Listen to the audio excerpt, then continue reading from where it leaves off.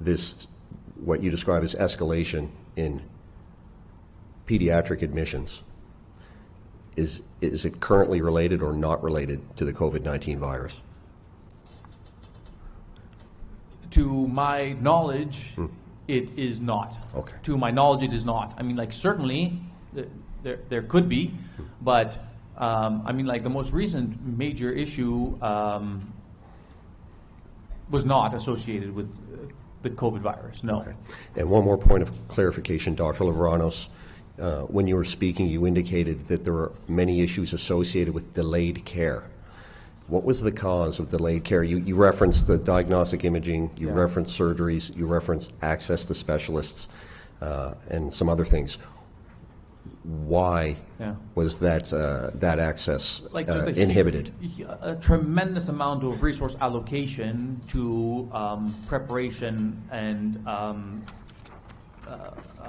sort of shoring of resources in anticipation of COVID harm. And so, you know, for example, I mean, like, the amount of patients that we see from family physician referrals because of virtual care who were not seen, were not examined, you know, like, we do not have heart rate, we do not have somebody referring somebody who was listened to their chest, you know, felt their pulses, checked their fluid status, you know, those sorts of things. So, I mean, like, so we still have a flux of patients who are not being physically seen and who are at best being virtually seen, right? So, like, we see all of those kinds of patients. And then, I mean, like, there was a big report that came out maybe last year, $65 million over a 4-month period were paid to specialists to help support their incomes because they were not seeing patients at the usual rates that they would normally see. So I think that it was several hundred physicians who qualified for that. I think, if I remember correctly, it was over 400. So, like, 400 physicians over 4 months are getting paid $65 million to support their incomes for not seeing patients. And this is because rooms are being taken for COVID, or wings are being taken for COVID, or nursing demand is being moved, or whatever the case might be, right? And so that has consequences, and the evidence out there for this, apart from, you know, personal experience, but the evidence out there for this is striking. It's alarming. How much weight gain has people had? How much worse is their hypertension? How much worse is their diabetes? Did somebody have a heart attack that went missed that ultimately became heart failure because they didn't want to come in?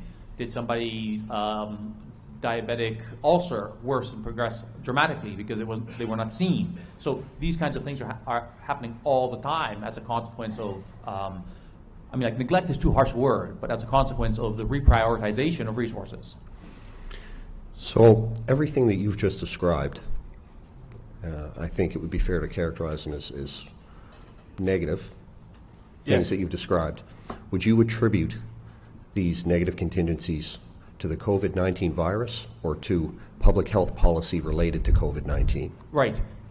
So looking at what the case fatality rate is, what the demographics of greatest concern, the comorbidities that are of greatest concern, certainly there could have been and when we knew this, there could have been a very different approach from a policy point of view, to mitigating the harms of the virus.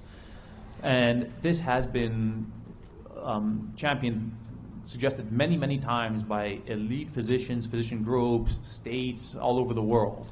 So, I mean, like, the Great Barrington Declaration certainly argued for a focused approach to prevent lockdowns, so the protecting of the most vulnerable. You know, did we have a prolific education campaign from public health so that we could educate people on who is at highest risk? I mean, like, certainly by the end of January, no. We did not have, you know, public service announcements, town halls, advertising and educating the public as to what are the biggest risk factors, the top 5 risk factors, who is most likely to succumb, and then measures that they can take to protect themselves. We didn't have anything like that. We had lockdowns of businesses across the board. So that is a very heavy-handed and, in my estimation, ridiculous approach to what we knew about the virus, even at the end of 2020.